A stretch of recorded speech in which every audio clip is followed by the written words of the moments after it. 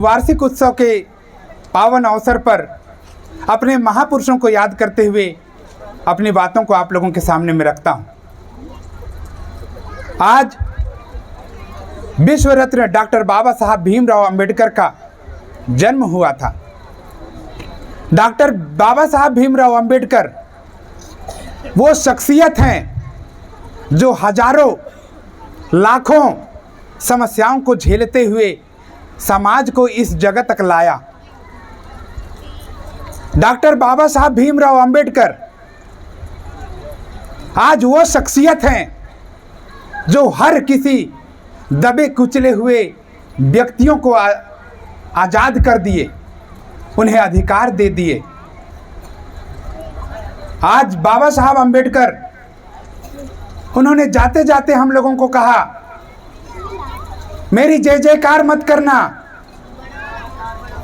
मेरी जय जयकार मत करना, मेरे अधूरे काम को पूरा करने के लिए जान की बाजी लगा देना। बाबा साहब ने हम लोगों को कहा कि मेरी जय जयकार मत करना, बल्कि मेरे अधूरे काम को पूरा करने के लिए जान की बाजी लगा देना।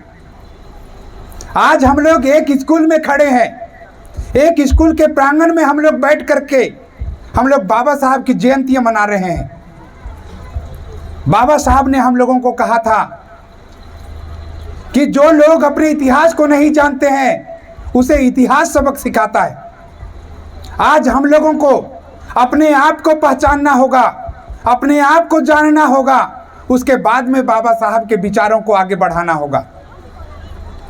बाबा साहब अपने जीवन में बहुत सारी समस्याओं को झेलते हैं और झेलने के बाद हमारे ये जो समाज है उनको देते हैं। मैं आप लोगों को बताना चाहूँगा, बाबा साहब जब पढ़ाई करते थे उस समय बाबा साहब को स्कूल के बाहर में बैठाया जाता था। आज हमारे बच्चे क्लासरूम में बैठ करके पढ़ाई करते हैं और बाबा साहब को स्कूल के बाहर में बैठाया जाता था। सारे लोगों को पानी पीने का अधिकार था, बाबा साहब को घड़ा छूने का अधिकार नहीं था। आप लोगों को एक चीज मैं और बताना चाहूंगा, बाबा साहब जब शादी करते हैं, शादी करने के बाद में ऐसे ही बच्चे होते हैं। आज हम लोग नन्हे मुन्ने बच्चों को देख रहे हैं। जब बाबा साहब अपने बच्चों को लालन पालन करने के लिए अब जब जाते हैं, उनके पास में बहुत सारी समस्याएं आती हैं। एक साइड में हमारे समाज के लिए अधिकार का जरूरत था और एक साइड में बाबा साहब को अपने बच्चों का लालन पालन करने का जरूरत था। बाबा साहब ने अपने बच्चों का लालन पालन करने के बजाय हमारे समाज को अधिकार देने में अपना समय और अपना ताकत लगाते हैं। जब हमारे समाज को अंग्रेजों के द्वारा राउंड टेबल कॉन्फ्रेंस के माध्यम से अधिकार देने का मामला आया, उसी समय माता रमाबाई जो कि बाबा साहब की पत्नी थी, उसका एक बच्चा मर जाता है। जब बाबा साहब का एक बच्चा मर जाता है और उसी समय राउंड टेबल कॉन्फ्रेंस लंदन में हो रहा था, बाबा साहब अपने बच्चे को दफनाने में अपना समय नहीं लगाते और वो राउंड टेबल कॉन्फ्रेंस में जा करके हमारे लिए अधिकार का बात करते हैं। उस समय की स्थिति परिस्थिति को समझ सकते हैं हम लोग। जब बाबा साहब राउंड टेबल कॉन्फ्रेंस के लिए लंदन जा रहे थे, उसी समय राजरत्न अंबेडकर नाम था उस बच्चे का, और राजरत्न अंबेडकर का जब मौत हो जाता है तो उसके पास में अपने बच्चे को कफन तक नसीब नहीं होता है। जब रमाबाई देखती है कि मेरे बच्चे के शरीर में कफन ढकने के लिए कपड़ा नहीं है, तब रमाबाई अपना जो पल्लू है, अपना जो आंचल है, आंचल को वो फाड़ती है और फाड़ने के बाद में अपने बच्चे को ढकती है। हमारे पास में कपड़ा खरीदने का ताकत नहीं था। आज हमारे बच्चे यहाँ पर जब परफॉर्म कर रहे हैं तो एक एक बच्चे के लिए 2 कपड़ा, 3 कपड़ा, 4 कपड़ा खरीद रहे हैं। लेकिन बाबा साहब को देखिए, अपने बच्चे के लिए कफन तक खरीद नहीं पाए। दूसरा चीज मैं आप लोगों को बताना चाहूंगा, छत्रपति शिवाजी महाराज, जिसको मैंने आप लोगों के सामने में रखा, छत्रपति शिवाजी महाराज का जन्म 8 अप्रैल को हुआ था। अभी से कुछ दिन पहले 8 अप्रैल को छत्रपति शिवाजी महाराज का जन्म हुआ था। छत्रपति शिवाजी महाराज बाबा साहब को पैसा देते हैं और पैसा देने के बाद में उसको लंदन भेजते हैं पढ़ने के लिए। मैं आप लोगों को बताना चाहता हूं, यही वो छत्रपति शिवाजी महाराज है जो हमारे देश में आरक्षण लागू किया। आज हम लोग सोचते हैं आरक्षण हम लोगों को यूं ही मिल गया, यूं ही हम लोग गुरुजी बन गए, यूं ही हम लोग नौकरी करने लायक बन गए, यूं ही हम लोग पुलिस में जाते हैं, यूं ही हम लोग टीचर बनते हैं, यूं ही हम लोग इंजीनियर बनते हैं, यूं ही हम लोग डॉक्टर बनते हैं। ये सब छत्रपति शिवाजी महाराज, जिसको हम लोग जानते तक नहीं हैं, उन्होंने हमारे समाज के लिए आरक्षण लागू किया था। आप लोग यहाँ पर फोटो उसका देख सकते हैं, लगा हुआ है कोने में। तीसरा चीज मैं आप लोगों के सामने में बात रखना चाहूंगा। आप लोग सबसे किनारे में आप लोग देख रहे हैं, उसका नाम है ज्योतिबा फुले। जब हमारे देश में हमारे SC ST OBC के लोगों को पढ़ने का अधिकार नहीं था, उस समय ज्योतिबा फुले ने आवाज बुलंद किया और हमारे समाज को पढ़ने लिखने के लायक बनाया। ज्योतिबा फुले वो पहले शख्स हैं जो हमारे समाज को पढ़ाना चाहते थे। जब वो पढ़ाना चाहते थे तब उसको घर से निकाल दिया गया। आप लोग देखते होंगे, सुनते होंगे कि हम लोगों को पढ़ने का अधिकार मिल गया, फ्री में मिल गया। हम लोग स्कूल जाते हैं, हमारे बच्चे फ्री में पास हो जाते हैं, फ्री में खाना मिलता है, फ्री में पुस्तक मिलता है, फ्री में पहनने के लिए कपड़ा मिलता है, सारा चीज़ हम लोगों को मिलता है। और इसका शुरुआत ज्योतिबा फुले करते हैं। ये जो ज्योतिबा फुले हैं 1848 में हमारे भारत में वो पहला स्कूल खोलते हैं और उसकी जो वाइफ थी, उसकी जो धर्म पत्नी थी, उस स्कूल में पढ़ाने के लिए पहला कदम रखती है। उसका नाम है सावित्रीबाई फुले। और जब सावित्रीबाई फुले ज्योतिबा फुले के स्कूल में पढ़ाने के लिए जाती हैं, तब उसके ऊपर में कीचड़ फेंका जाता है। उसको कहा जाता है भारी आई पढ़ाने वाली। और जब वो पढ़ाने जाती है तो उसके ऊपर में कीचड़ फेंका जाता है, उसके ऊपर में पत्थर फेंका जाता है। कैसे वो सहन करती है, अन्याय और अत्याचार को सहन करती है और हमारे समाज को वो पढ़ाने का काम करती है। मैं आप लोगों को इस मंच के माध्यम से बताना चाहूँगा कि ज्योतिबा फुले और सावित्रीबाई फुले सबसे पहला स्कूल 9 लड़कियों को लेकर के स्कूल खोले। आज सबसे ज़्यादा हमारी महिलाएं यहाँ पर बैठी हैं। आप लोगों को गर्व करना चाहिए कि हमारे देश में पढ़ने वाले सबसे पहले हमारी महिलाएं ही थी, पढ़ाने वाली सबसे पहले महिलाएं ही थी। और आज तमाम महिलाओं की वजह से हमारा देश इस लायक बन पाया कि हम लोग पढ़ने लिखने लायक हो गए। साथियों, मैं स्कूल में हूँ और स्कूल के प्रांगण में ये प्रबोधन कर रहा हूँ, इसलिए मैं एक चीज़ मेरे को फिर से याद आता है, मैं उसको आप लोगों के बीच में बताना चाहता हूँ। जब बाबा साहब पढ़ाई करते थे और पढ़ाई करते समय उनके पास में खाने के लिए कुछ नहीं था, उस समय माता रमाबाई बाबा साहब के लिए दाल का जो लड्डू होता है, दाल का वो लड्डू को बनाती हैं और बनाने के बाद उस दाल के लड्डू को धूप में सुखाती हैं और धूप में सुखाने के बाद में बाबा साहब की झोली में डाल देती हैं। और बाबा साहब उस सूखी हुई लड्डू को पकड़ करके विदेश जाते हैं पढ़ने के लिए।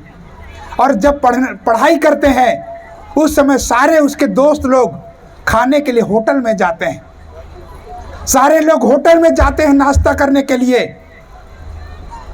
खाना खाने के लिए। जब होटल में जाते हैं उस समय बाबा साहब धीरे से बेंच के नीचे में बैठ करके ऐसा खाते हैं, चुपचाप से उस सूखा हुआ लड्डू को खाते हैं। और जब सूखा हुआ लड्डू को खाते हैं तो सारे लोग सोचते हैं कि बाबा साहब क्या को खाते हैं। एक दिन ऐसा हुआ, 2 दिन ऐसा हुआ, 3 दिन ऐसा हुआ और बार बार ऐसा हो रहा था। सारे लोग अचंभित थे कि बाबा साहब क्या खा के पढ़ाई कर रहे हैं। एक दिन उसका जो अंग्रेज है, दोस्त है, वो बाबा साहब को बोलते हैं कि मैं नाश्ता करने जा रहा हूं, तुम तो नहीं जाओगे, मैं जानता हूं। जैसा ही वो वैसा बोल करके निकलते हैं तो बाबा साहब बोलते हैं कि मेरा दोस्त तो चला गया होगा। और जैसे ही वो सूखी लड्डू को निकालते हैं और चुपचाप से खा रहे होते हैं, उसी समय उसका अंग्रेज दोस्त आते हैं और पीछे से ऐसा बोल देते हैं। तो बाबा साहब अचानक डर जाते हैं और डरने के बाद उसके हाथों से वो सूखा हुआ लड्डू जमीन में गिर जाता है। तब अंग्रेज देखता है कि बाबा साहब वो सूखा हुआ लड्डू को खाते हैं। साथियों, मैं आप लोगों को ये बताना चाहूँगा कि बाबा साहब किस स्थिति और परिस्थिति में पढ़ाई किए, पढ़ाई करने के बाद में हमारे देश का संविधान को लिखे। आज हम लोगों को बाबा साहब के ऊपर में गर्व होना चाहिए, क्योंकि बाबा साहब की वजह से आज हम लोग यहाँ पर बैठने लायक हैं, खाने लायक हैं, पहनने लायक हैं, नाचने लायक हैं। ये सारा का सारा चीज़ बाबा साहब ने हम लोगों को फ्री में दे दिया। आज कुछ लोग ये भी सोचते हैं कि ये जो चीज़ घट रहा है ये ऐसे ही घट रहा है। आज हम लोगों को जानने और समझने की आवश्यकता है कि बाबा साहब ने किस स्थिति परिस्थिति में रह करके अपना स्कूली शिक्षा पूरा करते हैं। बाबा साहब 32 डिग्री को पूरा करते हैं और 32 डिग्री के बाद उन्होंने अलग अलग 9 भाषाओं को सीखते हैं और अलग अलग 9 भाषाओं में सीख करके हम सारे लोगों को, जिसको हम लोग बहुजन समाज बोल सकते हैं, जिसको मूल निवासी समाज बोल सकते हैं, उनके लिए बाबा साहब अधिकार देते हैं। आज हमारे SC ST OBC के लोगों को आप लोग देख रहे होंगे, सोशल मीडिया के माध्यम से देख रहे होंगे कि किस प्रकार शोषण किया जा रहा है, प्रताड़ित किया जा रहा है, अन्याय किया जा रहा है। आज हम लोग बाबा साहब के उस इतिहास को याद रखें कि बाबा साहब के समय में बाबा साहब को प्रताड़ित किया जा रहा था। आज हमारे समय में हम सभी को प्रताड़ित किया जा रहा है। एक चीज मैं आप लोगों को इस मौके पर बताना चाहूँगा कि बाबा साहब अपने प्रबोधन में कहते हैं, मैं भारी कठिन समस्या से उस कारवां को यहाँ तक लेकर आया है। आप इस कारवां को यहीं पर रोक के रखना, लेकिन पीछे जाने मत देना। आज हमारे समाज के लोग जागने की बजाय सोने का काम कर रहे हैं। मैं ऐसा देखता हूं। जितना ज़्यादा हमारे समाज में लोगों को जगाने का प्रयास किया जा रहा है, उतना ज़्यादा हमारे लोग जबरदस्ती सोने का नाटक कर रहे हैं। बाबा साहब बोलते हैं, अगर नदी में आप लोग कोई भी कंकड़ को डालेंगे तो कंकड़ नीचे की ओर बहता चला जाता है, लेकिन किसी जिंदा व्यक्ति को डालेंगे तो वो उस धारा को चीर करके वो निकलने का प्रयास करते हैं, किनारे लगने का प्रयास करते हैं। आज हमारे देश में SC ST OBC के ऊपर में बहुत सारी समस्याएं होने वाली हैं और हो रही हैं। इस समस्या का निदान करने के लिए हम सभी को शिक्षित होना होगा। बाबा साहब ने हम लोगों को 3 चीज़ें कही थी। सबसे पहले आप लोग शिक्षित होना, दूसरी बात बाबा साहब ने कही थी संगठित होना, और तीसरी बात बाबा साहब ने कही थी संघर्ष करना। आज बाबा साहब के अधूरे मिशन को पूरा करने के लिए हम सभी को जागने और समझने की आवश्यकता होगी। तो आप सभी लोग जिस स्थिति परिस्थिति में हैं, उसी स्थिति परिस्थिति का उपयोग और प्रयोग करते हुए आगे बढ़ने का प्रयास कीजिए, सच्चाई को जानने का प्रयास कीजिए। आखिरी बात बोल करके मैं अपनी वाणी को मैं समाप्त करूंगा। हमारे समाज में गौतम बुद्ध नाम के एक शख्सियत पैदा होते हैं और वो शख्सियत ये बोलते हैं कि तुम मेरी बातों का विश्वास मत करना, मेरे लिखे गए ग्रंथ पर विश्वास मत करना, मेरे लोग बोलेंगे इसलिए विश्वास मत करना, चाहे धर्म ग्रंथ बोलेगा इसलिए विश्वास मत करना। अगर तुम विश्वास ही करना चाहते हो तो अपने बुद्धि की कसौटी पर कसना, और तुम्हारे जीवन में वो लागू होता है तो उस पर विश्वास करना, नहीं तो मत करना। दूसरी बात, गौतम बुद्ध ये भी बोलते हैं, मैं कोई भगवान नहीं हूँ, मैं भी आप लोगों के जैसा एक साधारण मनुष्य हूँ। मैं आप लोगों को यानी चमत्कार तो नहीं दिखा सकता, लेकिन मैं आप लोगों को रास्ता बता सकता हूँ, और वो रास्ता है शिक्षा का रास्ता। आज पूरे देश में शिक्षा के रास्ते को बंद किया जा रहा है। हमारे लोगों को खाना में यानी उलझा दिया जा रहा है, पैंट कमीज में उलझा दिया जा रहा है, नाचने गाने में उलझा दिया जा रहा है, और हमारे लोग उलझते चले जा रहे हैं। आज शिक्षा के इस प्रांगण में शहीद वीर Narayan Singh English medium school में हम लोग एकत्र हुए हैं और हम लोग चर्चा परिचर्चा कर रहे हैं। मैं आप लोगों से यह आग्रह करता हूं कि आप सभी लोग शिक्षा को एकदम जोर दीजिए, अपने बच्चों को पढ़ाने के लिए भेजिए, और जब वो पढ़ लिख जाएगा तो आप लोग उसको मदद कीजिए उनके आगे बढ़ने में। आप लोग ऐसा करोगे, मैं ऐसी आशा और उम्मीद करता हूँ। इसी के साथ मैं अपनी वाणी को यहीं पर विराम देता हूँ। आप लोगों ने मुझे बोलने का मौका दिया, इसलिए आप सभी का आभार, धन्यवाद।